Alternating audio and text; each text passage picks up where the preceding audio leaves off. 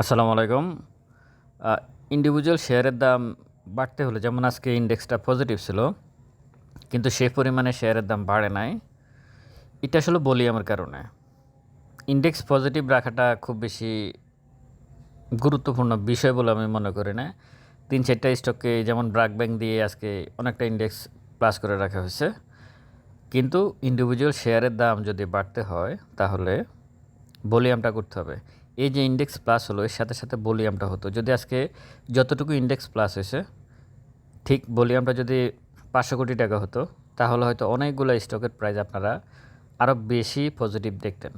সুতরাং যতক্ষণ পর্যন্ত ভলিউম না বাড়বে, ইন্ডেক্সও পজিটিভ হতে হবে, ভলিউমও বাড়তে হবে, তখনই আপনারা যে চিন্তাটা করতেছেন যে আপনার হাতে থাকা স্টকগুলোর প্রাইস আপ হবে।